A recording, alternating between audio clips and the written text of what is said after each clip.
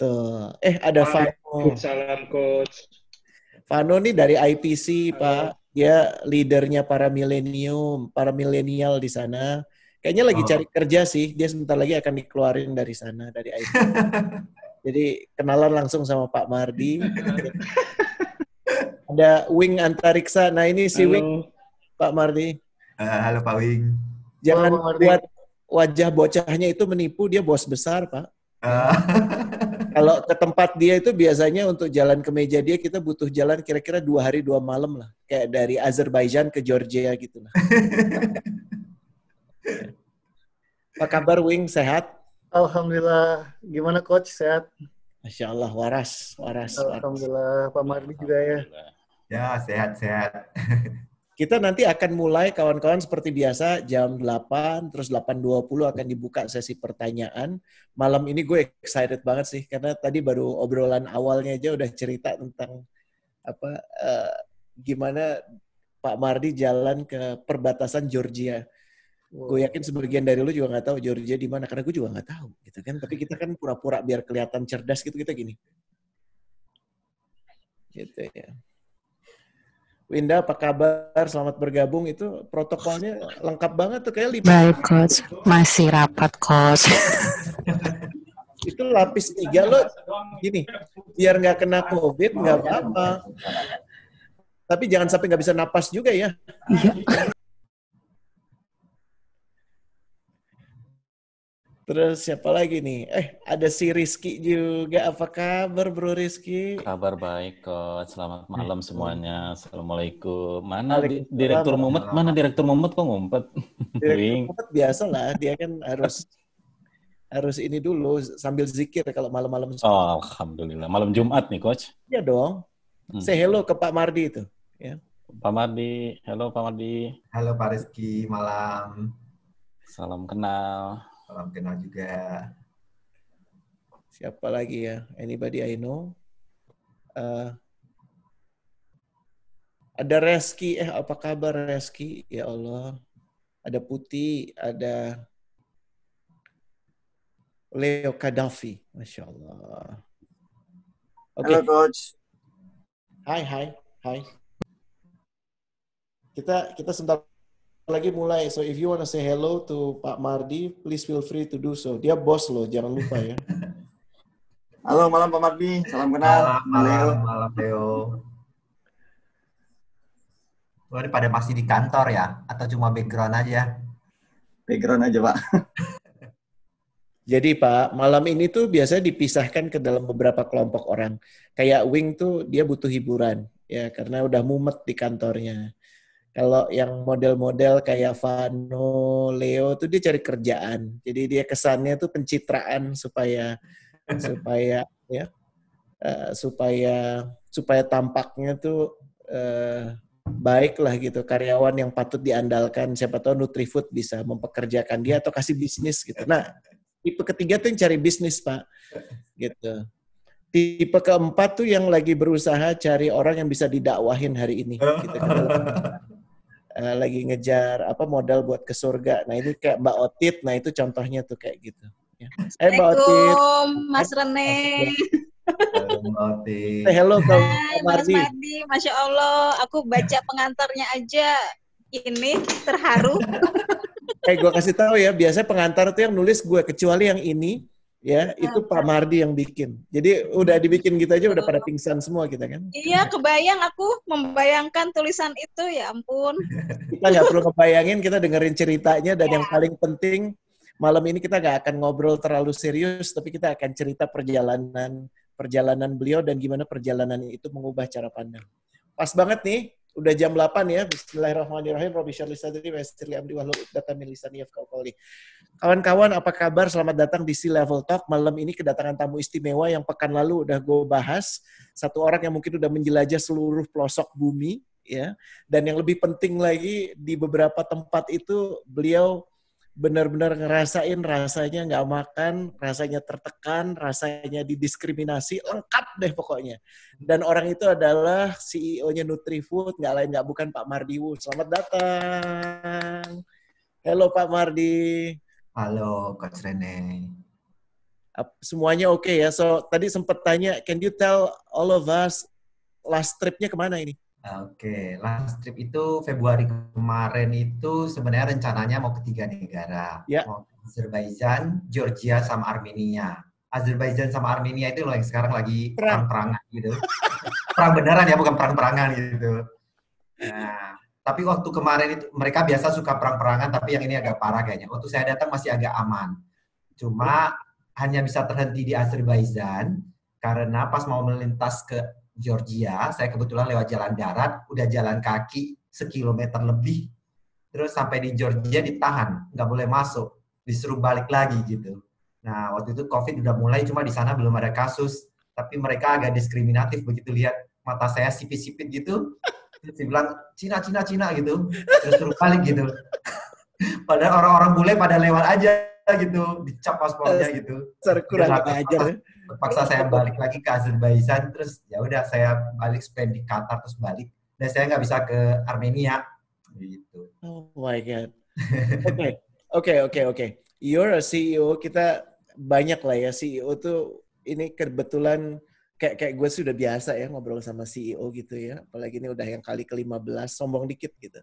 Tapi yang nggak biasa itu adalah CEO yang seneng jalan-jalan, dan bukan jalan-jalan ala bapak-bapak yang terhormat gitu, yang biasanya dikawal, terus udah ada foradernya. Ini jalan sendiri gitu, dan ke tempat-tempat yang juga gue kadang-kadang baru denger gitu. Nah, boleh cerita nggak sih your philosophy of having a travel journey itu gimana? Mulainya tuh gimana sih sampai akhirnya ke tempat-tempat epic itu? Oke. Mungkin karena masa kecil saya dari kota sangat kecil di Riau, bagian Siapi, isolasi banget. Jadi saya itu nggak sampai SMP mungkin saya nggak pernah kemana-mana. Jadi saya selalu membayangkan satu hari pengen jalan, pengen lepas dari situ. Saya cuma mengenal dunia dari buku. Kebetulan dulu sana daerah misi, jadi ada pastor-pastor dari Italia itu suka ngirimin buku-buku. Saya melihat gambar dari berbagai belahan dunia, dan saya selalu bercita-cita satu hari kalau punya kesempatan saya pengen keliling dunia. Itu cita-cita dari kecil, dan terwujud perjalanan pertama pas waktu kerja di Nutrifood. Waktu awal-awal kerja sempat dikirim training ke Prancis, dan karena udah dari dulu cita-citanya pengen jalan-jalan, udah habis training langsung diterusin jalan-jalan sendiri. Nah, itulah kali pertama jalan-jalan sendiri, cuma bekal buku traveling, karena zaman dulu belum ada Google Map, belum ada internet, belum ada apa-apa. Lonely Planet. Jadi Lonely Planet is my first guide gitu. Udah jalan-jalan sendiri pakai itu, keliling beberapa kota di Prancis. Itu pengalaman pertama. Dari situ pelan nambah negara. Sekarang sudah sekitar 60-an negara. Sorry for saying this, tapi sejak terakhir kita ketemu Pak Mardi jadi dokter di kampus yang di Alam Sutra waktu itu, I always remember, nggak ada perubahan sama sekali. Rambut putihnya kayaknya nggak ada sama sekali, ya. Dan kerutannya malah berkurang. Boleh cerita nggak? How old are you?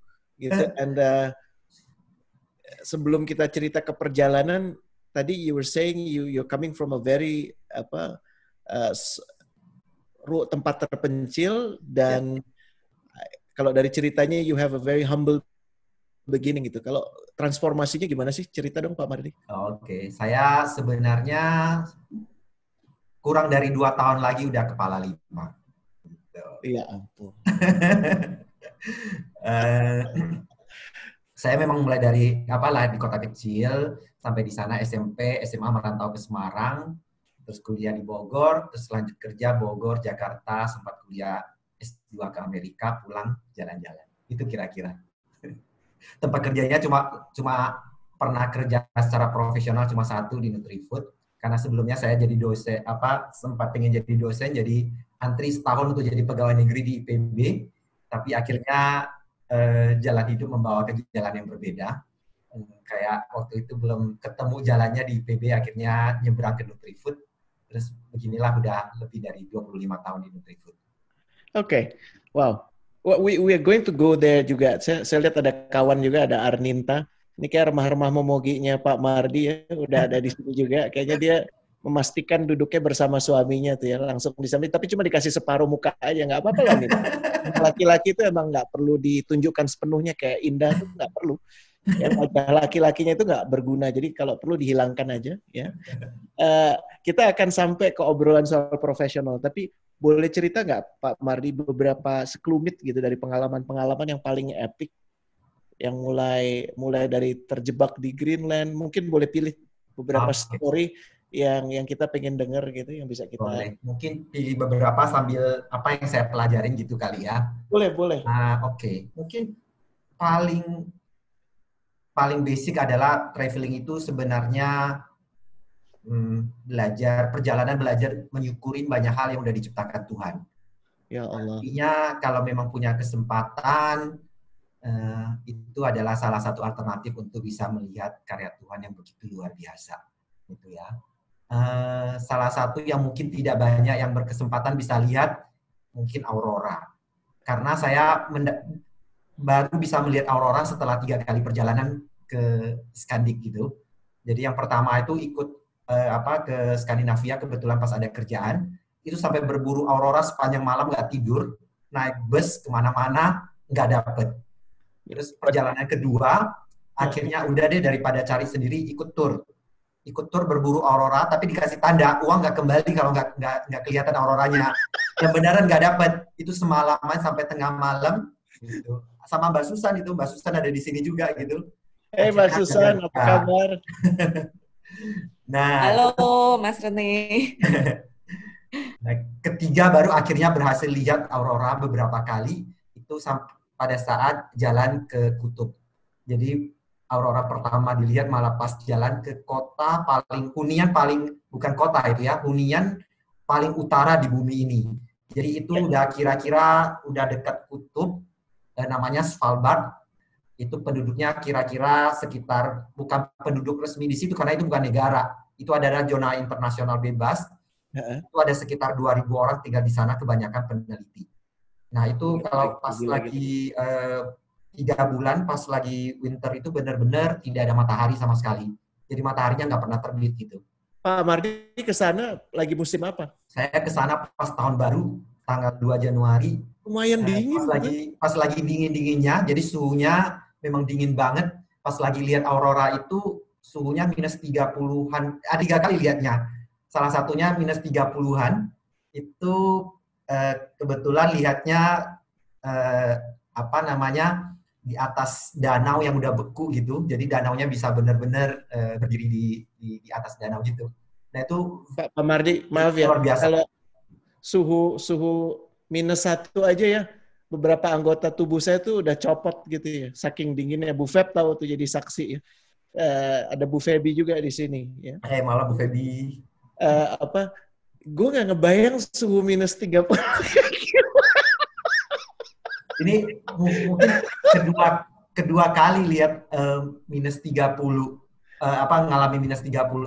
Yang kedua kali kemarin di Harbin itu udah lebih siap gitu, karena udah tahu ternyata sebenarnya ada trik-triknya. Jadi kayak di kaki itu harus dikasih penghangat. Nah yang pertama kali ke Kutub itu nggak tahu sama sekali. Jadi bener-bener tuh sampai habis tuh agak takut karena jari kakinya nggak bisa bergerak gitu. Nggak pernah baca, nggak pernah benar-benar lihat apa yang harus dilakukan gitu. Yang kedua kali waktu ke Harbin udah lebih prepare, jadi memang harus ada kayak gel penghangat, harus beli dulu gitu supaya gel penghangat. Jadi ada gel itu kayak Ramadan gitu Pak? Bukan gel, diselipin di dalam sepatu gitu, jadi dia bisa hangatin kaki gitu. Dan yang dijaga sebenarnya di ujung-ujung kayak kaki, tangan gitu. Yang lainnya dia akan nyesuaiin sebenarnya. Gitu. Pak Mardi. Iya, masih hidup sih ya, dan masih lengkap ya Pak ya. Aku cuma mau mastiin aja sih. Karena itu kan dinginnya sakit pasti ya, gila itu pasti. Iya, terus kayak kan bawa air minum kan, begitu pulang dari danau itu air minumnya udah beku semua. Aduh. Demi ngejar ini ya. Demi ngejar lihat aurora, tapi auroranya memang luar biasa. Lihat cahaya bisa menari-nari di utara itu, kalau ada kesempatan itu pengalaman yang luar biasa. Mungkin itu pengalaman bersyukur ya, lihat sesuatu yang tidak banyak orang bisa lihat, dan sesuatu yang luar biasa gitu. Masya Allah. What did you feel? Dan sama teman-teman yang ikut pergi waktu itu ngobrol apa? Selfie nggak? Nah, aurora, gitu. udah saking dinginnya udah nggak kepikir mau selfie. Even pakai kamera aja udah agak malas-malasan mau motret karena pengen lihat aja udah. Dinginnya ekstrim ya Pak ya? Karena dinginnya ekstrim karena begitu keluarin kamera itu kan susah ya, jarinya udah agak beku, bener-bener susah untuk bisa motret gitu. Ya Allah, selamat loh Pak, hebat banget ya Allah 3 kali. Tapi itu pengalaman yang luar biasa, menyenangkan banget gitu. Oke. Kalau ada yang mau nanya nanti setelah jam 8:20, tapi kita akan masuk sekarang Pak Mardi akan cerita 3 story dan pembelajaran dari perjalanan. Nah, ini mungkin bersyukur dan harus bersabar kali karena untuk lihat aurora itu butuh saya bertahun-tahun bolak-balik ke sana, akhirnya bisa lihat. Terus itu soal aurora yang paling besar lihat di danau. Tapi pertama lihat bukan itu, pertama lihat aurora agak kecil itu pas di hunian itu di Svalbard itu ada satu gereja, mereka bilangnya itu gereja paling utara yang ada di bumi ini gitu. Ya Allah. Nah, kebetulan saya kan perginya sama beberapa teman gitu kan. Mereka pada nggak sabar gitu. Jadi melihat ya udahlah cuma gereja kayu, udah mereka cuma lihat terus mereka jalan. Saya bilang saya mau di sini sebentar menikmati gitu. Siapa tahu keluar aurora. Mereka jalan balik gitu. Beneran saya sama satu teman lagi tunggu di gereja. Saya berkesempatan lihat auroranya. Jadi memang mau lihat sesuatu itu butuh kesabaran. Itu mungkin cerita pertamanya. Ya. Cerita kedua itu cerita sama Mbak Susan itu di Greenland. Jadi ini cerita kedua juga masih sekitar situ. Pak Mardi itu kayak spesialis tempat dingin apa gimana ya? Enggak juga. Ini kebetulan aja. Ini cerita kedua kebetulan. Di Greenland itu sebenarnya itu pendahuluan sebelum. Pernah nggak sih kita merasakan begitu dekat dengan possibility bahwa mungkin itu saat kita terakhir di dunia. Dan momen itu sebenarnya buat orang menakutkan, tapi mungkin juga momen itu bisa menjadi satu pembelajaran yang luar biasa.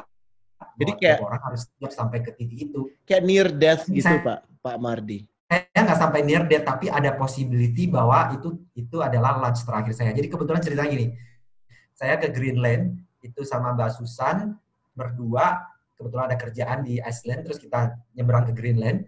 Nah di Greenland itu sebenarnya kita di kota Nuuk yang sepi banget, orangnya dikit banget, turisnya juga hampir nggak ada. Terus kita pengen jelajah iceberg itu, jadi harus pakai kapal kan. Nah kapalnya itu baru mau jalan kalau ada 6 orang gitu. Nah kita akhirnya karena nggak ada 6 orang, cuma berdua, terus kita disuruh sama orang yang kapalnya itu, coba kamu cari temen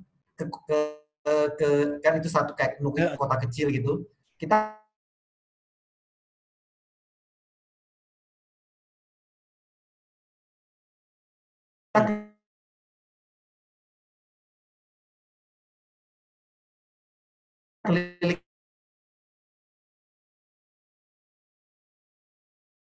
keliling di tengah. Ya, akhirnya terus kan bagi makannya enak, sandwich dari rusak gitu. Habis itu kok tiba-tiba mesinnya mati. Kok lama udah setengah jam, 1 jam kok nggak jalan-jalan gitu. Padahal waktu awal si nakodanya udah pamer-pamer. Pokoknya saya paling jago deh nakoda di sini gitu kan. Kita tahu itu kota kecil dan tidak ada SAR di situ, nggak ada kantor polisi, nggak ada rumah sakit juga kayaknya nggak ada. Jadi pokoknya itu daerah terpencil yang memang telepon pada saat itu nggak ada gitu. Jadi even telepon handphone itu aja nggak ada zaman itu. Terus akhirnya dia ngaku ini mesinnya mati. Terus kita tanya, oke, terus apa yang bisa dilakukan? Kamu ada telepon call ke darat, call ke itu? Nggak ada, nggak bisa. Terus gimana? Ya saya coba-coba perbaikin. Terus kalau nggak bisa balik, karena saya yakin kalau kita di tengah-tengah iceberg itu, setengah hari perjalanan, nggak akan ada orang yang akan datang cariin kita, karena itu kan nggak ada SAR di situ, nggak ada penyelamat segala macam. Ya Allah. Kita harus tunggu mungkin kebetulan ada orang lewat lagi gitu kan. Gitu. Jadi, nah bersyukurnya, namanya kalau kehendak Tuhan belum waktunya kita ya mungkin nggak akan terjadi gitu. Terus akhirnya ternyata salah satu dari 6 kita itu, salah satu orang itu adalah mekanik gitu. Ya Allah. Terus akhirnya orang itu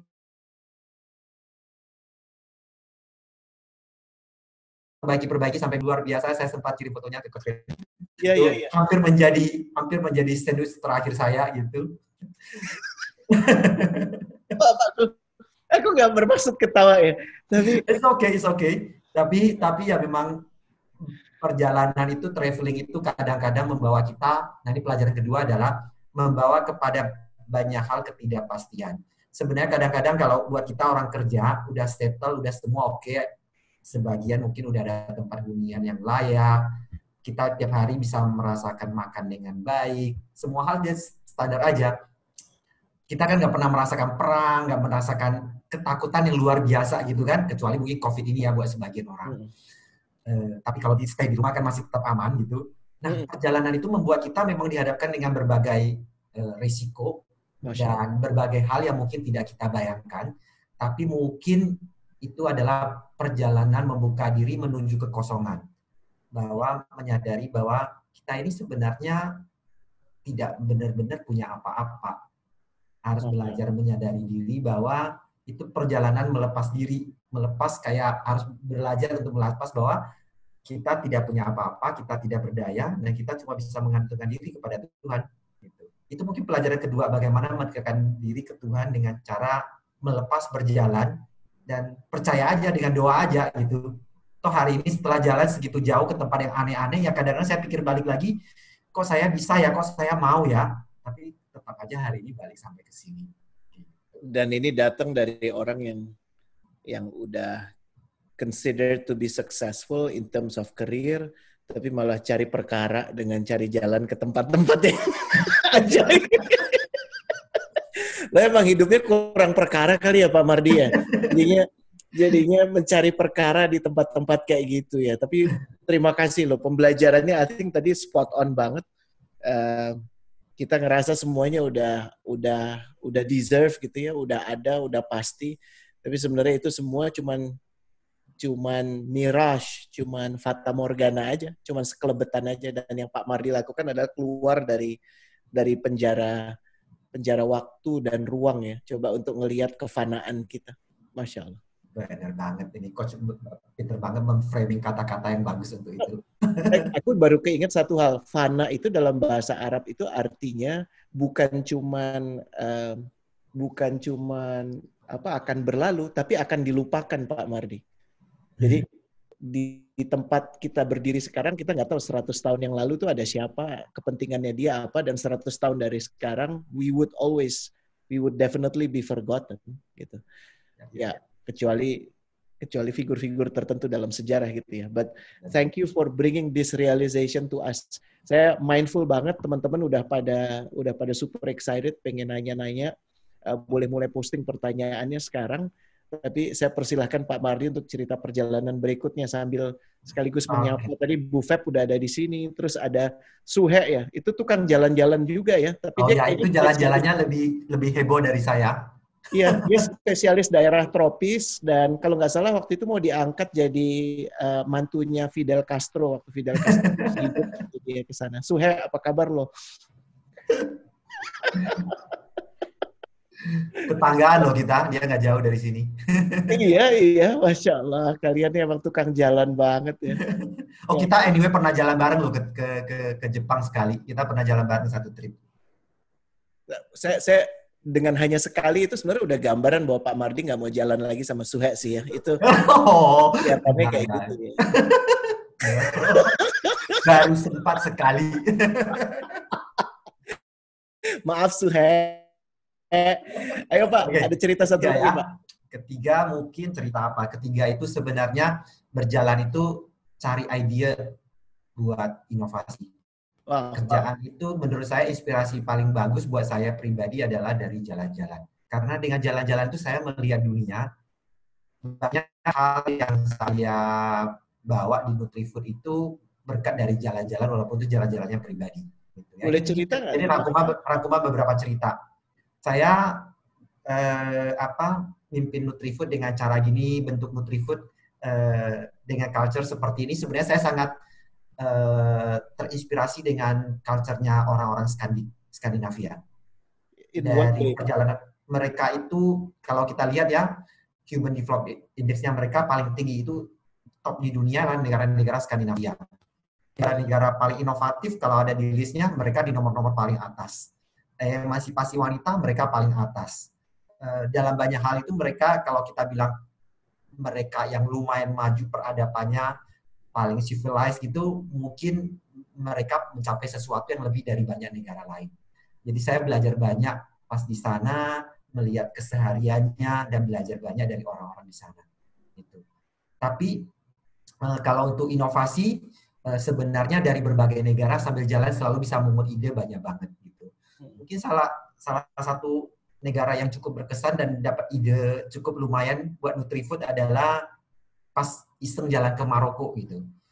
Nah, di Maroko itu Orang tuh iseng Pak Mardi, orang tuh iseng ke Pecenongan gitu ya. Orang tuh iseng ke Kelapa Gading gitu. Ini iseng ke Maroko. Kemana Bapak? Ke Marrakesh? Atau saya keliling Maroko 12 hari, saya keliling benar-benar semua kota.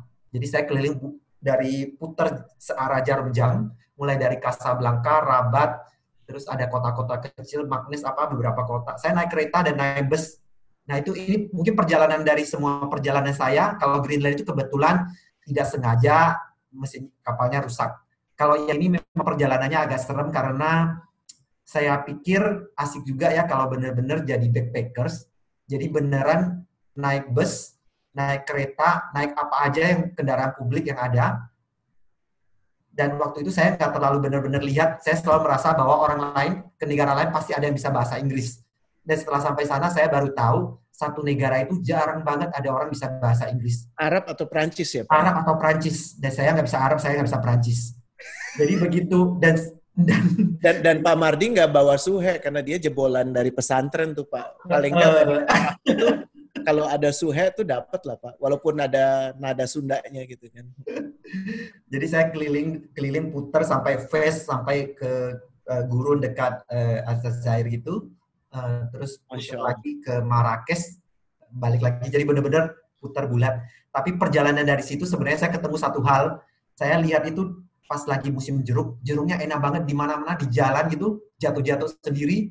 Terus pas di pasarnya Marrakesh itu semua orang jualan jeruk dan jeruknya enak banget gitu. Jeruk Sunkist gitu? Enggak, jeruk Maroko. Jeruk Maroko itu mungkin kelompoknya kalau di sini kayak jeruk keprok kali ya. Rasa-rasanya mirip jeruk keprok gitu. Nah, itulah makanya gurun gitu ada jeruk ya. Gue baru tahu juga itu ya Allah. Mereka sebenarnya Maroko itu nggak satu negara itu nggak semua gurunnya ada, tapi gunung dan salju ada. Jadi 12 hari itu saya ketemu salju, ketemu gurun gitu. Tapi ajaib ya. Kota. Nah itulah di sana dapat ide buat Nutrisari jeruk Maroko. Oh dari situ. Dan lumayan omsetnya gitu kan, dari iseng jalan-jalan gitu. Berapa sekarang Pak? Berapa sekarang omsetnya Pak? Nggak boleh kata Arninta, itu rahasia perusahaan. Arninta nih pengaco. Arninta keluar dulu boleh nggak? Biar baik. Oke, dahsyat. Ini udah kedatangan orang-orang asik nih. Ada Pak Faisal, bosnya para BUMD. Pak Faisal, selamat datang. Perkenalkan ini Pak Mardiwu. Terus ada my favorite nih, Pak Insan. Malam Pak Faisal. Malam Mbak Mardi. Malam Pak Faisal. Apa kabar? Sehat Pak? Alhamdulillah sehat. Masya Allah. Terus ada Pak Insan, bosnya Pelni. Kalau Pak Mardi pengen jalan-jalan mengelilingi pulau-pulau terluar, bisa charter kapal langsung dari Pelni Pak sekarang. Malam Pak Iksan. Tuh. Di unmute dulu Pak. Terima kasih. Aku udah dikasih passwordnya sama Rene barusan. Gak apa-apa. Selamat kenal Pak Mardi. Salam kenal. Pak Iksan. Oke. Sekarang di sini lengkap banget ya. Ada para bos ya. Ada yang kayak sandwich di tengah. Ada yang keinjek-injek melulu, remah-remah momogi gitu ya. Dan kita belajar banget dari orang yang pernah merasakan semua itu dan justru dengan berjalan mendapat begitu banyak pelajaran. So anyone, if you want to talk to Pak Mardi, ada pertanyaan spesifik langsung boleh diajukan. Unmute yourself, raise your hand, posting, whatever it is. Let's make it fun. Bu Feb, ada mau ditanyain nggak? Aku tuh selalu kena terus deh ya setiap acaranya Rene ya. Kalau orang nggak ada yang nanya, terus gue yang disuruh nanya gitu ya. Pak Mardi, halo Pak, apa kabar? Malam Bu Feb, baik, apa kabar? Udah pernah ketemu tapi belum pernah yang kayak ketemu langsung begini sih. Ya. Apa namanya? Saya udah minggu lalu bukan di acaranya Coach Rene juga di sini. Iya kan, aku selalu ditunjuk terus kan, suruh nanya terus. Iya. Secara dia bos aku, jadi aku iya aja Pak. Enggak, ini menarik sih Pak mengenai traveling ya. Just want to discuss with you dengan behaviornya orang-orang sekarang. Kalau zaman dulu kan kayak misalnya kalau orang ke Jepang, orang ke Amerika gitu kita kayak wah gila ya hebat banget ya, pasti dia kaya banget, duitnya banyak gitu kan ya. Cuma kalau sekarang kan traveling is very easy ya, it's accessible, anyone can fly. Katanya siapa tuh? Gitu kan ya. Jadi iya kan, terus tapi yang aku perhatiin ya Pak Mardi ya, kayak behavior orang tuh sekarang agak beda. Maksudnya orang tuh traveling just for the sake of making the checklist. Gue udah kesini loh, gue udah kesini. Foto, Instagram, and that's it gitu kan. Tapi the essence of traveling itu kayaknya is getting meluntur gitu ya Pak ya. Maksudnya I just want to discuss, ini bukan ke pertanyaan sih Pak Mardi gitu. Do you see this? Apakah Pak Mardi melihat tren yang seperti ini nih Pak dalam dunia like traveling gitu? Nah tuh. Ya, mungkin tergantung orangnya ya. Kalau yang pertama belum pernah traveling atau memang yang benar-benar terobsesi dengan checklist mungkin seperti itu. Tapi mungkin sangat beragam ya orang yang traveling. Mulai makin banyak orang yang memang traveling untuk benar-benar sebagai satu cara untuk menjalani hidup, untuk merasakan. Mungkin ya menurut saya ya, ada sekelompok orang atau mungkin di dalam kita sebenarnya mungkin ada gen nomadik yang masih tertinggal gitu kan. Dulu kan manusia itu sangat nomadik ya. Mungkin gen itu masih tertinggal gitu ya. Jadi ada sebagian orang itu mengekspresikan kembali kerinduannya untuk terus berpindah-pindah dan melihat hal yang baru gitu. Iya. Cuma ini aja Bu, maksudnya sayang aja ya Pak ya, maksudnya if someone just traveling for the sake of just completing the checklist, tapi the essence of traveling like the story behind itu mereka pasti missing the big story behind gitu kan ya. Jadi kita kan traveling kan kayak apa ya? Kayak zaman dulu tuh apa sih nama orang yang sering pergi jauh, kemudian mereka kembali terus mereka bercerita gitu kan, Tapi sekarang itu yang missing kan, orang-orang seperti Mak Mardi ini yang actually the storyteller of the places that they have been dengan essence of story apa yang bisa di-share, kita belajar kan. It's not just about oh ya saya melihat ini loh, tapi kan dibalik melihat aurora tadi there is a story behind gitu, yang everybody can learn from your story gitu sih kalau menurut aku ya Pak ya, di traveling. Bener banget Bu Feb, itu poin yang bagus banget. Menurut saya kadang-kadang mungkin orang belum banyak mendengarkan atau membaca tentang orang yang traveling dengan gaya yang berbeda, karena kebanyakan kalau cuma sekedar ikut tour, kebanyakan tour cuma dropping di satu tempat, cerita singkat, jepret, semua orang rebutan foto, terus udah selesai. Kadang-kadang setelah foto dikumpulkan segitu banyak, itu juga nggak pernah orang-orang benar-benar lihat kembali. Dan sebenarnya di foto-foto even pun tanpa orang, itu banyak terdapat di internet, bisa dicari itu. Sebenarnya orang suka hilang. Kalau saya, gaya travelingnya agak lain. Saya memang tidak begitu senang ikut tour yang diatur semuanya.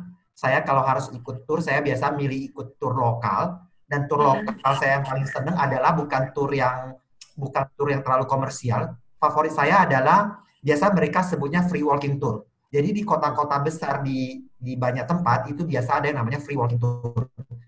Tapi sebenarnya nggak benar-benar free walking tour. Jadi jalan kaki. Biasa di satu kota itu mereka ada jamnya, kadang-kadang harus register, kadang-kadang tinggal datang. Terus kita keliling sekitar 1 sampai 3 jam tergantung turnya. Terus nanti tour guide-nya akan cerita dan dapat ceritanya unik-unik. Nah, biasanya mereka bilang kita memang beberapa hidup dari ini, jadi memang ini free, tapi feel free kalau mau kasih tips. Jadi kalau memang seneng kasih tips, kalau enggak ya tinggal ditinggal. Nah, ada orang yang melakukan untuk cari uang, ada orang melakukan karena kesenangannya. Saya dapat beberapa kali free walking tour ini, tour guide-nya adalah profesor sejarah. Gitu. Dan dia seneng banget, dan saya seneng sejarah. Saya dapat beberapa kali yang bagus banget itu di Venice, satu bagus banget di Venesia. Itu menurut saya salah satu yang luar biasa bagusnya. Dia bisa 2-3 jam keliling, karena cuma dia yang tahu, karena memang dia orang lokal, jadi cerita-cerita yang menarik-menarik gitu.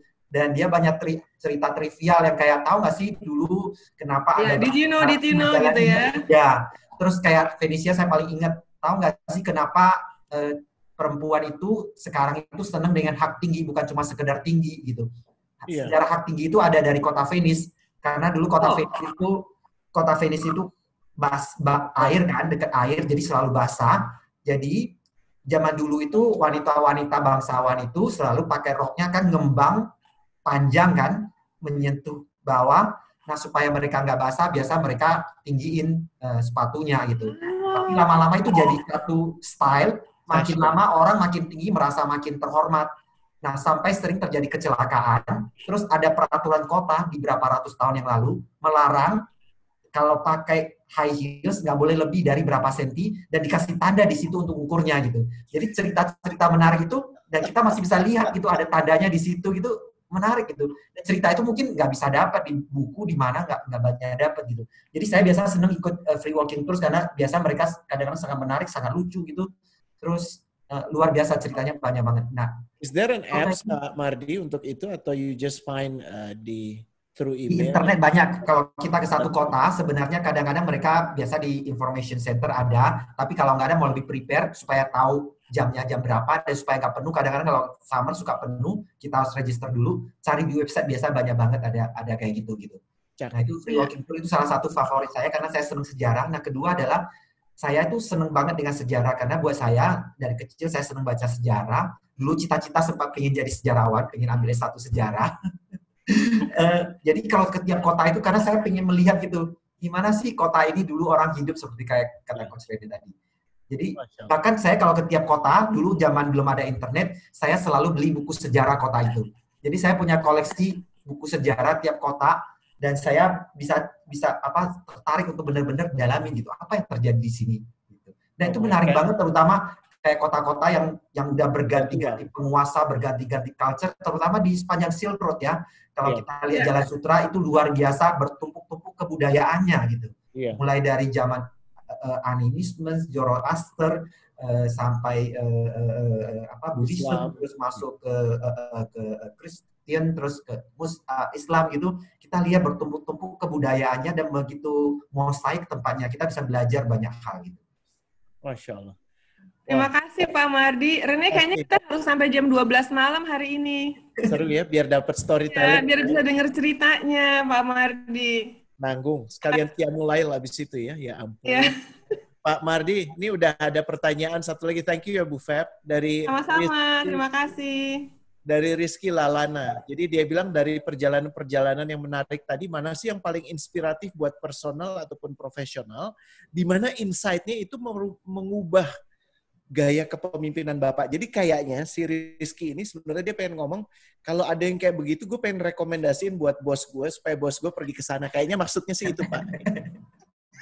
Kayaknya bos saya kurang piknik, Pak, karena nggak punya gaya kepemimpinannya masih gitu-gitu aja, Pak. Gitu.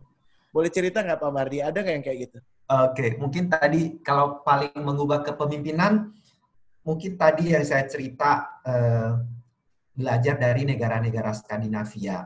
Iya, itu kenapa? I wanted to ask, why? Apa karena egaliternya, very liberalnya, atau gimana? Saya harus hati-hati menggunakan kata liberal karena ada Arninta di sini ya. Nanti aku dituduh yang enggak sama Mbak Otit juga, Masya Allah.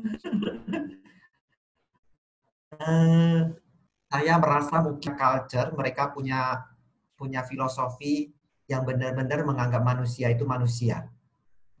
Oke. Mereka punya keyakinan bahwa semua orang punya hak yang sama dan no one should left behind.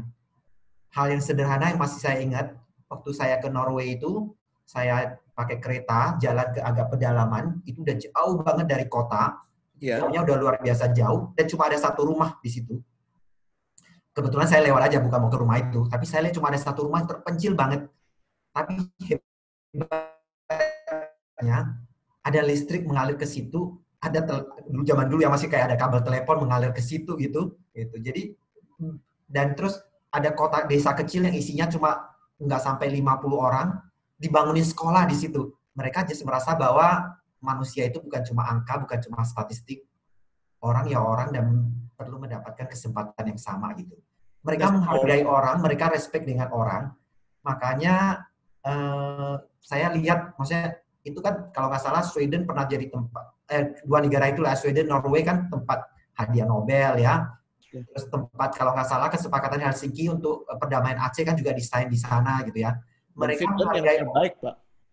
Iya. Mereka menghargai orang tanpa melihat latar belakangnya. Itu yang penting menurut saya. Mereka mungkin majority Kenapa ya Christian. Pak ya? Do you know why? This is a Viking descendant kan, keturunannya Viking yang very bloodthirsty. Benar, sangat lain, agresif harusnya ya. Tapi menurut saya mungkin pendidikan yang merubah mereka. Pendidikan yang membuat mereka terbuka pikirannya. Mereka tingkat edukasinya relatif mungkin termasuk yang lebih tinggi dibanding negara-negara lain. Terus mungkin kedua adalah banyak filsuf dari sini, nggak banyak sih ya, tapi ada sih ya filsuf dari sana. Ya, tapi mungkin bukan itu kuncinya. Ada satu lagi kali ya, mungkin negaranya tidak setelah lewat zamannya Viking itu mungkin tidak terlalu banyak terlibat di dalam zaman kolonialisme itu. Mereka tidak terlalu banyak punya power. Mereka adalah negara-negara pinggiran. Karena apa? Power itu cenderung kalau orang udah punya ya, terus punya side effect-nya. Nah mungkin mereka negara-negara agak setengah tidak berdaya dan harus berjuang. Mereka datang dari istilahnya negara-negara agak pinggiran. Jadi mereka mungkin pernah merasakan dan tahu merasakan apa artinya menjadi negara pinggiran. Dan mereka mengejar untuk lebih baik tanpa ingin mendominasi orang lain. Kalau nggak salah, saya pas ke beberapa negara Skandinavia itu mereka cerita bahwa sekitar 100 tahun yang lalu, kehidupan mereka termasuk yang miskin di Eropa dibanding banyak negara Eropa lainnya. Belakang lah ya. Terbelakang. Karena alamnya juga dahsyat kan. Iya, alamnya susah gitu ya. Jadi mereka mungkin dengan segala kekurangan itu mereka belajar. Dan tadi mereka belajar. Dan mungkin ya mereka juga secara demokrasi mereka sangat sehat ya. Semua orang berbicara dan bisa didengarkan. Gitu. Dan mungkin dengan cara itu suara tiap orang didengarkan sehingga mereka belajar menghormati orang lain. Mereka termasuk negara yang paling ramah terhadap imigran. Kalau kita ke Oslo itu kan kotanya itu udah benar-benar sangat warna-warni. Semua orang welcome di sana. Gitu. Ancol juga warna-warni sih, tapi warna-warninya cat belum itu. Maaf ya Bu Feb, maaf. Biar promosi dikit gitu. Tapi Pak Mardi, this is so interesting. How is that change your leadership style gitu? Dan gimana kemudian mengaplikasikannya ke say Nutrifood gitu? Oke. Mungkin beberapa jawaban Pak Mardi akan saya cross check ke Arninta ya. Kalau sama Bu Susan juga kalau perlu. Oke. Yang jelas adalah keterbukaan ya. Kita mungkin salah satu Mas Rene kan pernah ke kantor kita. Kita mungkin salah satu yang pertama mengadopsi melepas ruang-ruang di kantor gitu. Jadi kita udah mulai dengan open space itu mungkin udah dari 10 tahun yang lalu. Lebih, udah 12 tahun kita open space gitu. Di saat tidak banyak orang memulai itu di Indonesia.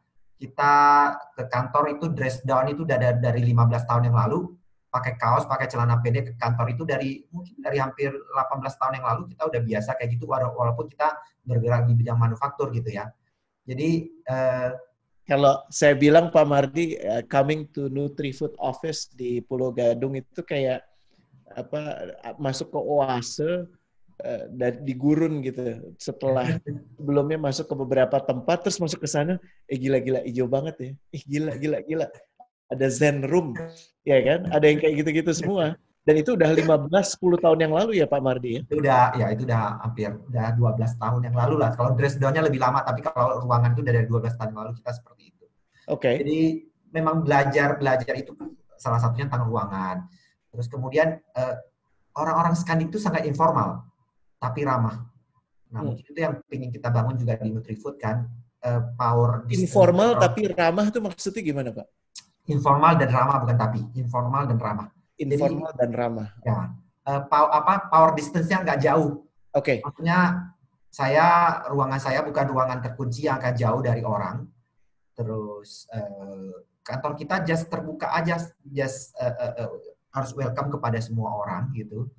Jadi itu culture yang pengen kami bangun gitu. Ini nyambung banget nih sama Pak Insan nih ceritanya, karena menurut saya dia CEO yang nggak merasa CEO sih, ya, dan asik banget sih ya, power distance-nya itu diturunkan dengan cara pendekatannya ya. Jadi satu, ruangannya space-nya dibuka kemudian cara pola interaksinya juga dibuat asik dan ramah gitu.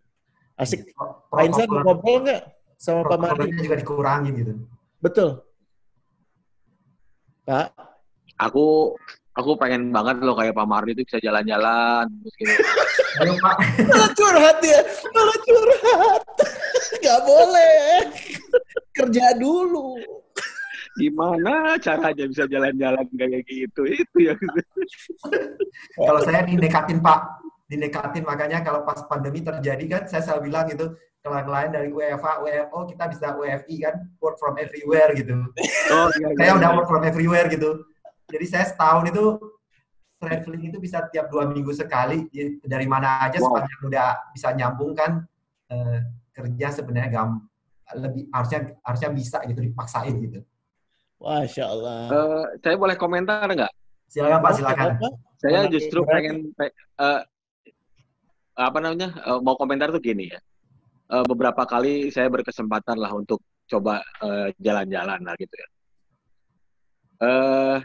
Biasanya kalau dalam satu tempat lokasi di luar negeri nih, kalau di luar gitu ya, kemudian ada turis dari Indonesia, ada turis dari Eropa, ada turis dari Asia Timur, dari Jepang atau dari Cina, pasti kelihatan ya perilaku dari masing-masing negara itu akan berbeda gitu.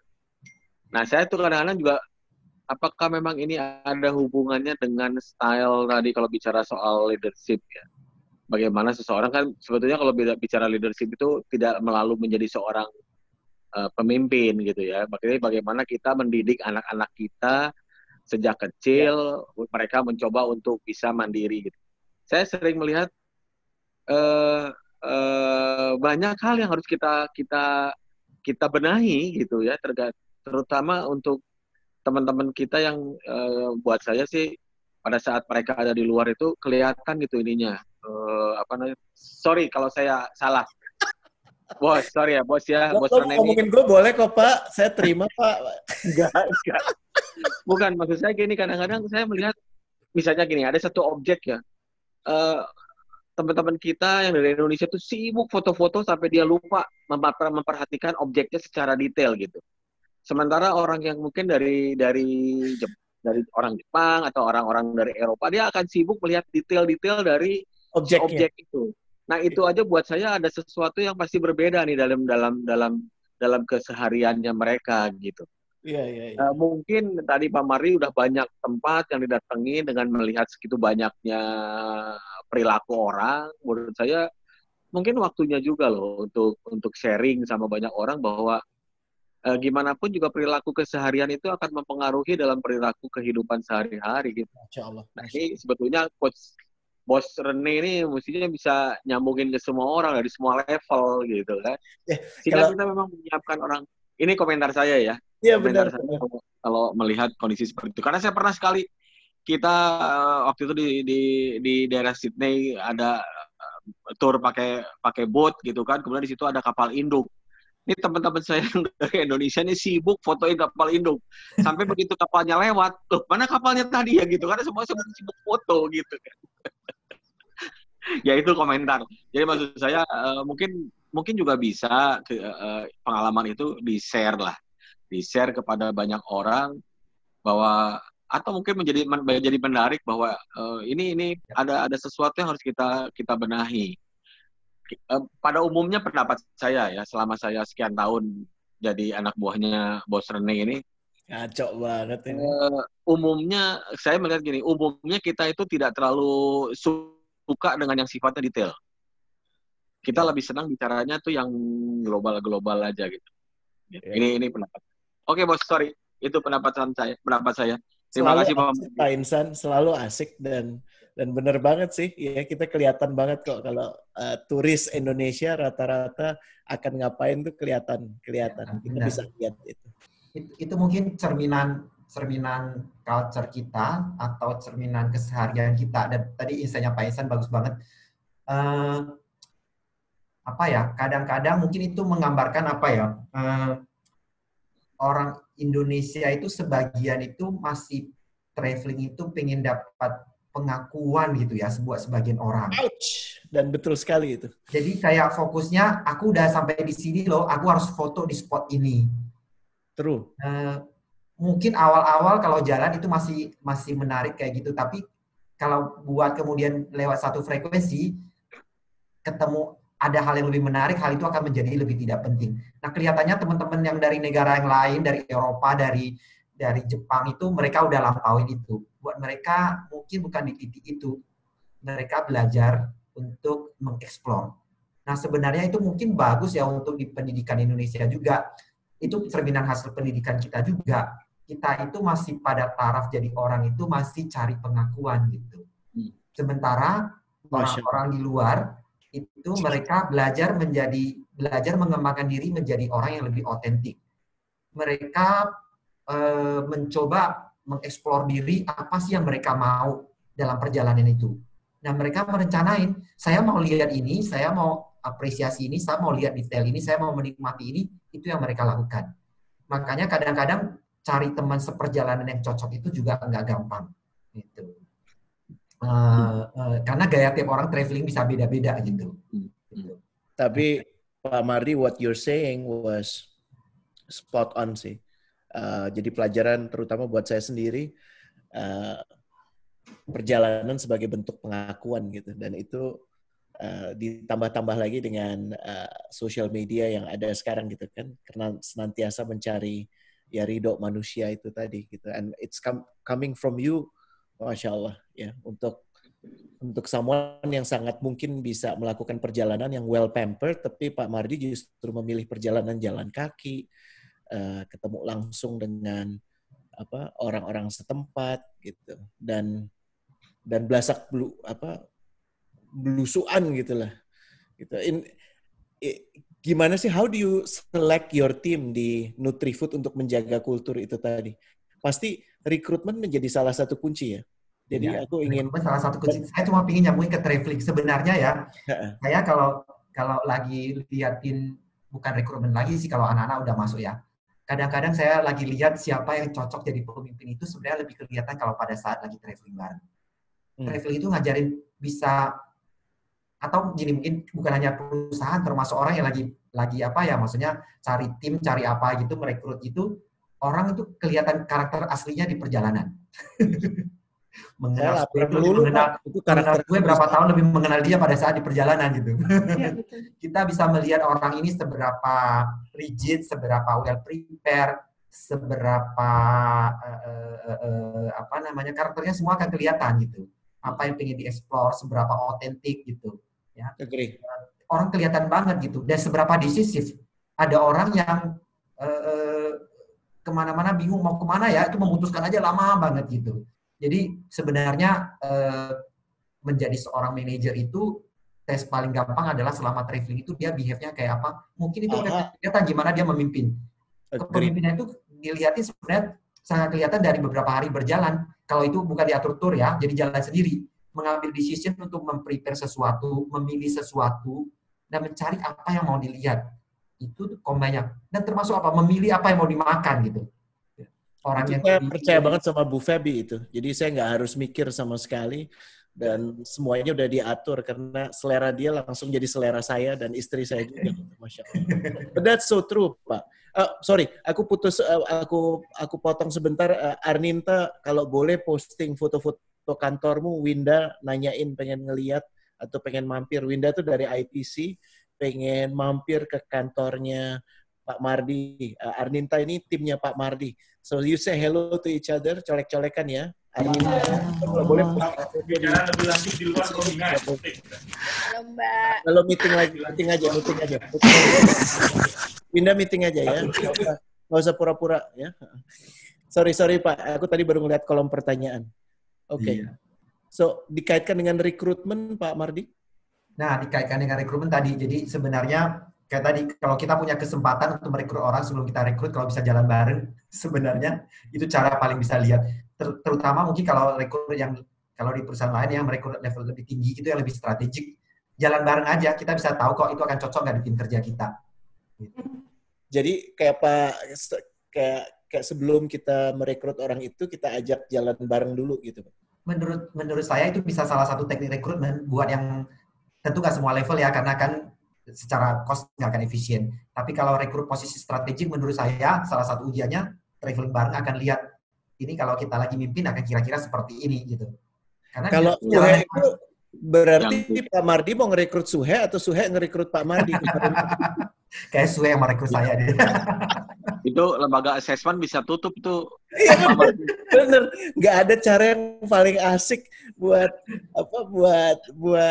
buat assessment dengan jalan-jalan bareng sih, asik banget ini. Karena ada yang menarik sebenarnya. Nutrifood itu acara tahunan, ini saya baru ingat.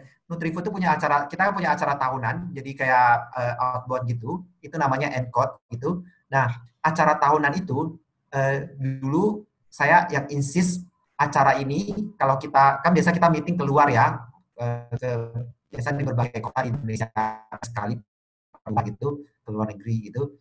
Saya selalu insist tidak boleh pakai tour agency sama sekali. Cakep. Jadi harus atur sendiri, dan di situ kita padahal itu bisa 300 orang, harus semua atur sendiri, even bukan atur sendiri, tidak boleh ada terlalu panitia yang ngatur-ngatur. Jadi gimana bisa ngatur sendiri 300 orang datang sampai pada tempatnya, acara bisa dimulai, bisa berkolaborasi. Saya selalu bilang kalau itu kacau, berarti Nutrifood akan kacau. Karena pengambilan keputusannya begitu banyak dan harus asik gimana caranya. Jadi kalau mau buat perusahaan asik, salah satu caranya tes lewat traveling bersama. Nah, di ENCODE itu selain buat meeting, biasa kami terusin terus extend dibayarin kantor untuk traveling.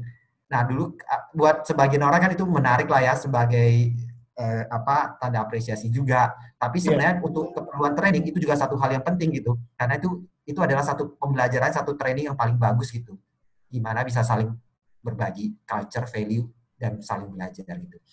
Sebentar lagi kita travel ke ini deh, pakai kapalnya Pelni, hutan-hutannya Wing ya. Wing masih ada nggak tuh di sini? Ya, ada Pak Wing. Saya minta izin nyalain power dulu ininya, kayaknya lowbat sebentar ya. Nggak apa-apa Pak.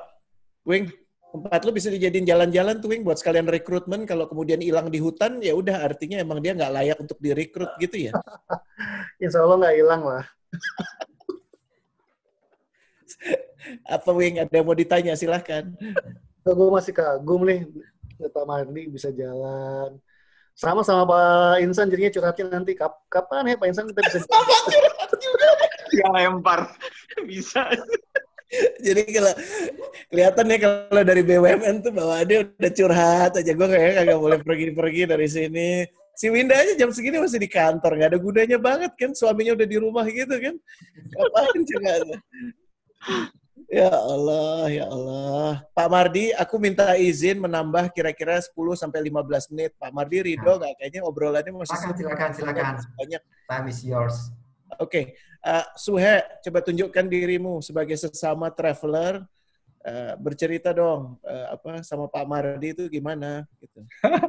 Saya nggak usah pakai screen ya. Kenapa belum pakai itu Pitra atau gimana, Suhe? Ya. Cerita Suhe. Menarik. Waktu itu tahun berapa ya? Saya jalan-jalan sama Pak Mardi itu 5-6 tahun yang lalu kali ya. Iya, 2014 kayaknya Suhe. Ya, ke Jepang, tepatnya Sapporo. Tapi Tokyo juga ya? Tokyo dan Sapporo ya. Nggak tahu, gue nggak ikut. Sama itu satu kota lagi yang kita makan itu loh, makan urchin itu apa namanya? Ya, Hokkaido, Hakodate. Hakodate, ya itu kotanya asik banget. Yang menarik sih dari ceritanya Pak Mardi itu adalah yang pertama nih, karena kita nginep dalam satu Airbnb, jadi ketahuan karakter masing-masing. Kalau saya suka ngigol, ketahuan dari Pak Mardi karena saya ngigol di malam-malam. Tapi kalau tentang Pak Mardi yang menarik adalah konsistensi untuk waktu itu kan ada pengen ke satu tempat yang katanya ada tempat berendam air panas.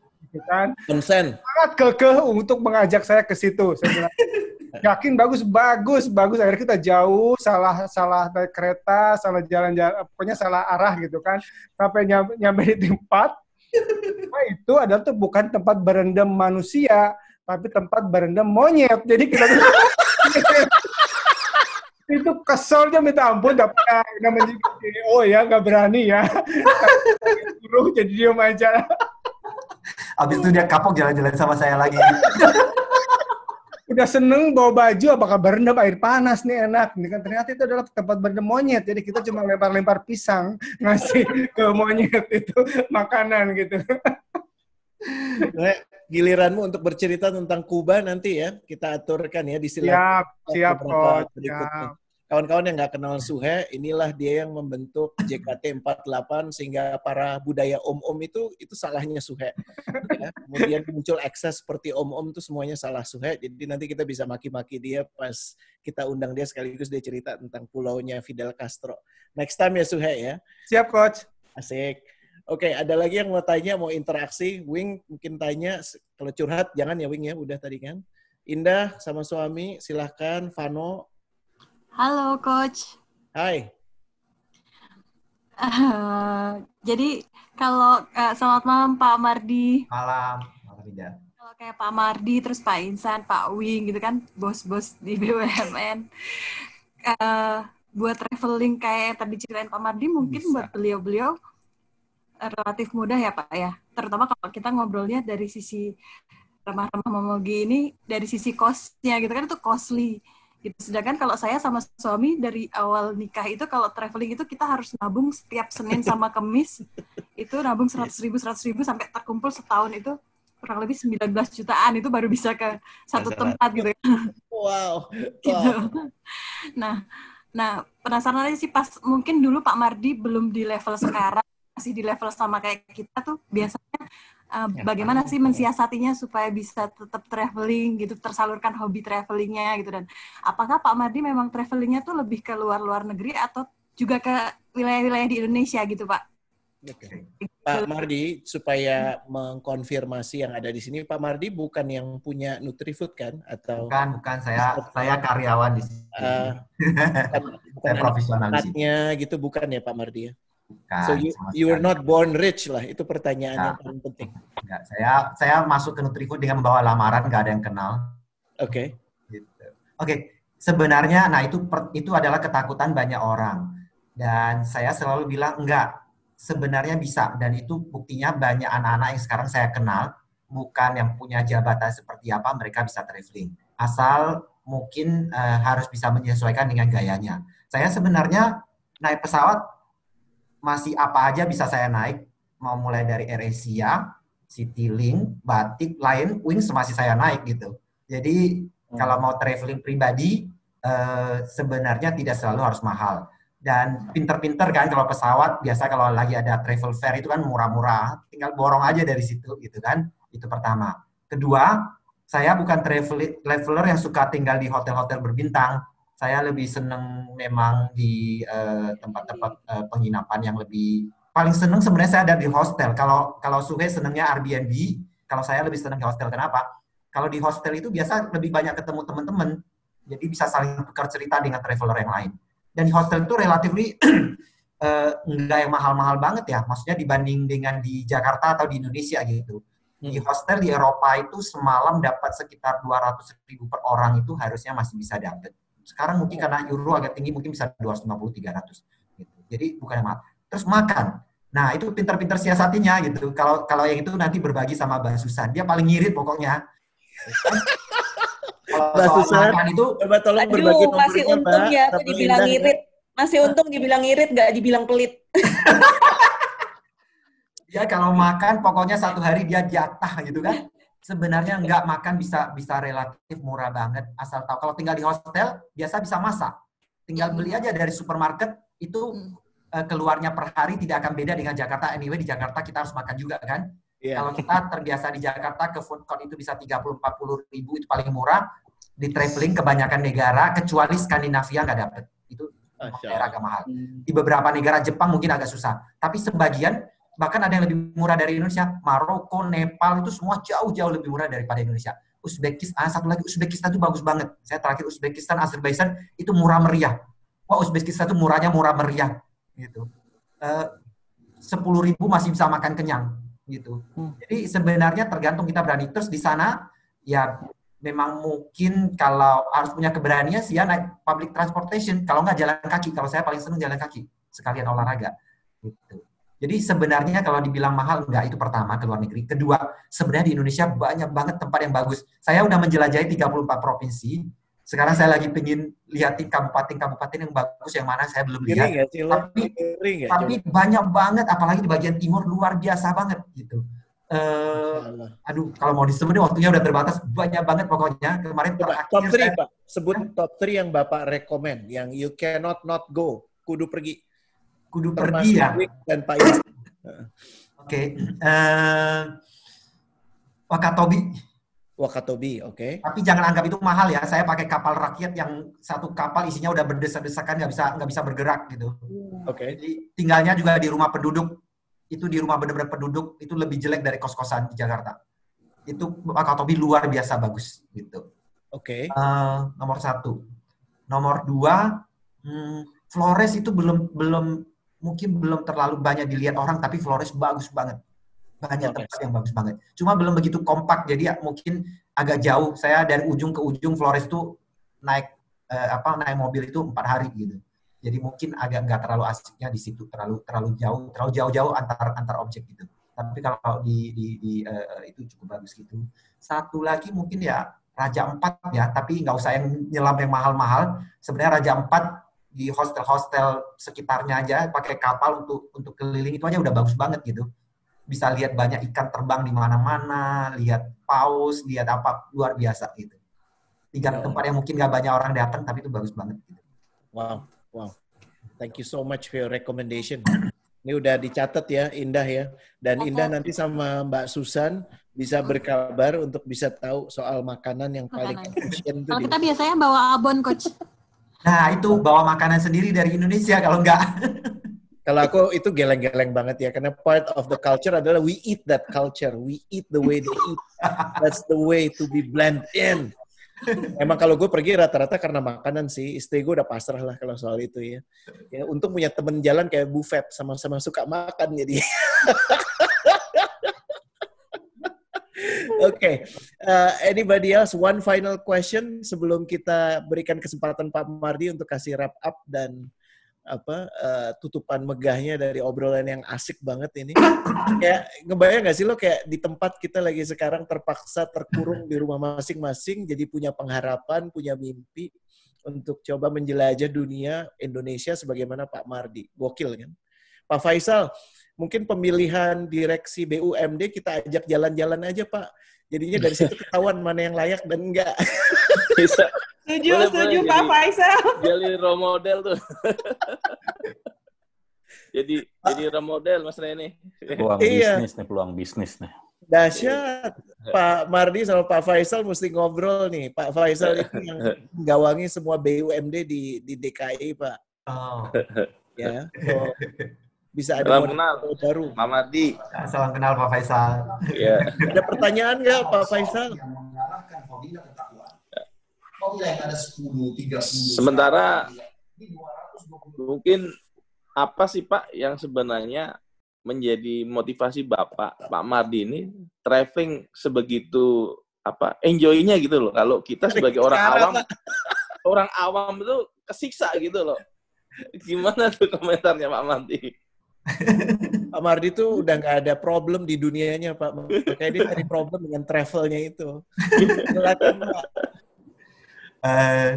Oke, terima kasih Pak Faisal. Mungkin apa yang paling memotivasi satu kata mungkin belajar. Masya Allah. Karena lewat traveling itu belajarnya luar biasa banyaknya. Belajar tentang pengetahuan sesuatu yang kita nggak pernah lihat, nggak pernah tahu. Belajar mengubah paradigma. Nah, mungkin ini satu hal yang menarik. Kadang-kadang ya cara berpikir kita udah terlalu terkotak-kotak. Yang A pasti B, yang B pasti D misalnya kayak gitu. Tapi begitu kita jalan, semua yang kita percayain atau terstigmakan seperti itu akan buyar. Ini pengalaman menarik terakhir di Ethiopia. Saya 2 tahun yang lalu ke Ethiopia. Wow. Dan pas lagi di sana malam-malam subuh-subuh gitu kan, tiba-tiba kok ada suara azan gitu. Katanya ini negara hampir 95% Katolik Ortodoks gitu ya. Kok di mana-mana bukan satu tempat, di mana-mana ada suara azan gitu. Masjidnya banyak banget gitu. Terus habis itu dibilangin siang-siang, itu bukan masjid. memang itu dari gereja. Jadi gerejanya memang Katolik Ortodoks itu punya banyak ritualnya mirip-mirip dengan Muslim gitu. Jadi ya dengan Islam gitu. Jadi kayak pendetanya gitu, imamnya itu pakai baju itu seperti orang lagi naik haji gitu loh, apa namanya, baju putih gitu. Ya, ihram, itu baju pendetanya seperti itu gitu. Jadi, terus masuk ke gereja itu harus lepas sandal. Terus ya, dan sebelah kiri buat cowok, sebelah kanan buat cewek. Gitu. Jadi mereka punya banyak tradisi yang memang dekat banget dengan Islam gitu. Jadi banyak hal yang kita selalu berpikir bahwa begini harus begini, ternyata tidak selalu begitu gitu. Ya, terus kalau bangunannya sederhana, kalau di sini masjid selalu berkubah, gitu. Kalau di Eropa yang namanya berkubah kebanyakan gereja, masjidnya Maroko semua kayak benteng kota-kota. Gitu. Iya betul. Jadi apa yang kita anggap selalu begitu, belajar selama traveling itu saya belajar menghilangkan mengubah paradigma supaya menjadi belajar lebih fleksibel, belajar melihat hal dengan cara yang berbeda. Dan mungkin yang ketiga adalah belajar empati, karena begitu melihat hal yang tidak biasa dan begitu melihat hal yang jauh banget dengan kita belajar melatih empati kita untuk lebih bisa respect dan bisa mengalami apa yang orang lain alami gitu. Wow. Saya mungkin yang terakhir cukup menyentuh waktu ke Ethiopia ini cukup menarik walaupun perjalanannya agak serem-serem gitu. Kenapa Pak? Serem-serem karena mereka masih suka, beberapa area kan suka agak rawan, masih suka perang-perang suku gitu. Terus, nah itu hal yang menyentuh ada dua sebenarnya. Satu adalah waktu saya ke dekat hutan itu mau masuk ke dalam liatin orang-orang suku pedalamannya gitu. Itu pas begitu datang anak-anaknya ngerumunin minta apa? Minta botol plastik dan sabun. Bekas botol minum plastik dan sabun. Apa? Nah, itu saya bingung. Pertama sabun jelas karena mereka gatel. Dan mereka kalau pergi ke pasar itu bisa jalan itu setengah hari. Katanya hampir 1 hari perjalanan baru sampai pasar untuk dapatin sabun. Jadi buat mereka itu sabun itu sesuatu kemewahan gitu. Masya Allah. Terus kedua adalah sabun mandi. Kedua adalah tempat bekas minum, katanya mereka kan nggak mengenal plastik. Jadi mereka kalau minum itu kan biasa dari kulit binatang, dari apa gitu, cepat bocor dan mungkin baunya nggak gitu enak. Jadi pernah ada orang datang bawain bekas tempat minum plastik gitu, mereka seneng. Jadi mereka pengen lagi bekas tempat minum supaya mereka bisa pakai buat bawa jadi botol minum mereka. Gitu. Sesimpel itu. Dan ketiga saya ketemu ada satu anak kecil, mukanya dipenuhin lalat di mana-mana. Saya sampai serem lihatnya. Terus saya begitu deketin, saya bantu kibas-kibasin supaya lalatnya pergi. Terus tiba-tiba dia seneng banget gitu. Karena dia udah terbiasa dikerumunin lalat sampai dia udah gak peduli. Tiba-tiba dia merasakan kalau lalat itu diusir itu rasanya enak ya. Gitu. Sampai dia ketawa-ketawa gitu. Kayak terima kasih ke saya gitu. Itu kayak kita just belajar sesuatu yang lain gitu. Melatih empati kita itu. Mungkin itu Pak Faisal. Jadi buat saya sih traveling itu menyenangkan karena makasih Pak Mardi. Untuk belajar, Pak. Iya, udah belajar ya. Makasih. Makasih Pak Faisal juga terlibat di sini. Wow. I'm speechless sih dengar cerita-cerita tadi ya. Iri dengan sepasang mata yang sudah dititipkan Allah di Pak Mardi, sudah diajak untuk melihat begitu banyak karya-karya kreasi Allah. Dan untuk tadi kata pertama yang Pak Mardi sampaikan itu untuk bersyukur. Gitu. Dan malam ini bersyukur banget Pak Mardi udah meminjamkan matanya Pak Mardi buat kita semua. Gitu. Dan kalau boleh colekan final gitu, karena setiap apapun yang disampaikan Pak Mardi tadi kena banget sih. Do you have anything else that you wish to share? Mungkin your next trip lagi cari teman mau jalan gitu, siapa yang mau ikut Pak Mardi? Ya? Post-COVID mau jalan-jalan kemana or anything at all, Pak? Silahkan. Belum. Ancol aja.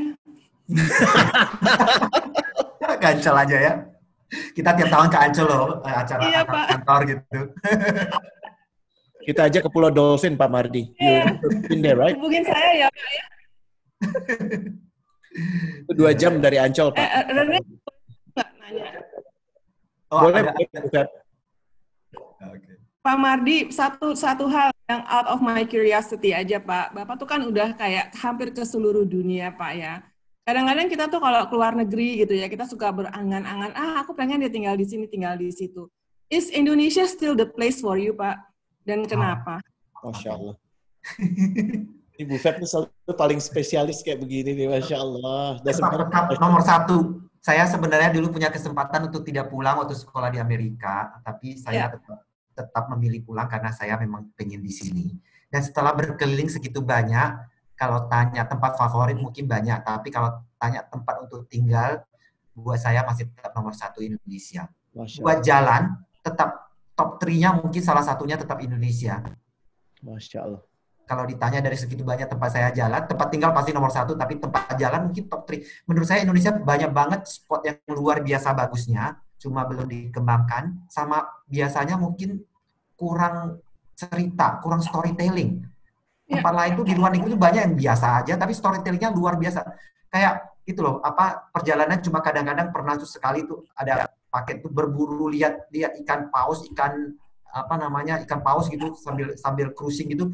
Di Indonesia itu saya pernah di Wakatobi itu lumba-lumbanya lari loncat-loncat di pinggir kapal kayu nelayan gitu, luar biasa banyaknya gitu.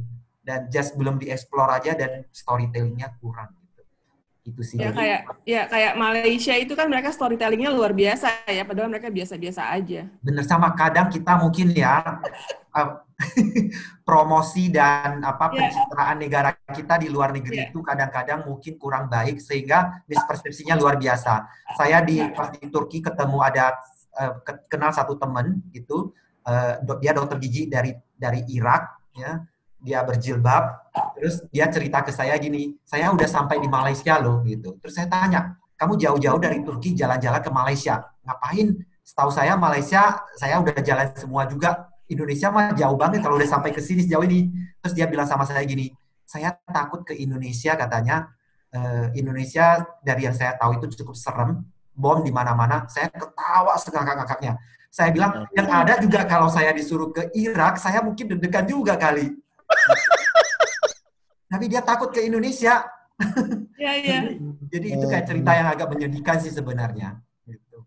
Yeah. Jadi apa yang sudah disampaikan We need people like you to be the storyteller dong Pak, buat Indonesia. Iya, mungkin banyak orang, harus banyak orang. Iya. Atau Bu Feb, ini sebenarnya ajakan buat orang-orang kayak Winda, Indah, ya, buat semua remah-remah momogi yang masih mengejar-ngejar karir di BUMN untuk resign dan memulai usaha sendiri untuk memperkenalkan negaranya keluar gitu kan, ya kan, biarkanlah itu yang namanya BUMN itu di tangan orang-orang kayak Pak Insan, Wing, BUMD itu ke Bu Feb, Pak Faisal, yang lain kita happy aja ya, biar yang mumet mereka aja. Nggak perlu resign. Ini mereka jangan dengerin nih. Langsung dijawab. Oke Pak, maaf ya, Masya Allah. Pak, terima kasih Pak Mardi. Terima kasih. Pak Mardi, terima kasih banyak untuk waktu yang sudah diluangkan untuk kita, kisah-kisah dahsyat yang sudah dibagi untuk malam ini. Kita senantiasa menutup dengan mendoakan Pak Mardi, karena kami meyakini bahwa persaudaraan yang sejati itu adalah persaudaraan orang-orang yang saling mendoakan. Mendoakan dalam kebaikan, mendoakan dalam keselamatan, dan dalam keberkahan. Di saat yang sama, kalau ada yang kami bisa bantu di antara kawanan malam-malam, orang-orang yang bergabung malam ini, silahkan bisa kontak ke saya. Insya Allah nanti saya sambungkan ke kawan-kawan yang lain di sini. Ya, mohon maaf kalau ada pertanyaan yang tadi belum sempat dijawab.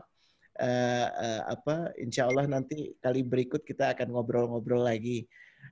Pekan depan kita udah dapat konfirmasi, insya Allah namanya Pak Panji akan mengisi. Beliau itu adalah Direktur CIMB. Yang menarik adalah kita nggak akan ngobrolin ke direkturannya karena dia punya koleksi buku satu rumah. Dan kalau pernah dengar yang namanya Pak Insan yang paling ngerti sih, ya piringan hitam dan DVD itu beliau paling ngerti. Ini beliau punya koleksinya juga satu rumah. Jadi bagaimana koleksinya itu mengubah cara pandang dia. Serupa kalau Pak Mardi dari jalan-jalan, kalau Pak Panji nanti dari koleksi buku dan koleksi film serta piringan hitamnya. Ya, jangan lupa stay tune pekan depan. Dan untuk malam ini doa kami buat Pak Mardi, doa kami buat kawan-kawan di NutriFood. Semoga senantiasa langgeng, sehat, dan asyik selalu. Amin. Terima kasih Pak Mardi. Terima kasih Pak. Terima kasih semuanya. Terima kasih Pak Mardi. Pak Mardi. Terima kasih Pak Mardi, Coach Reni, sehat-sehat semuanya.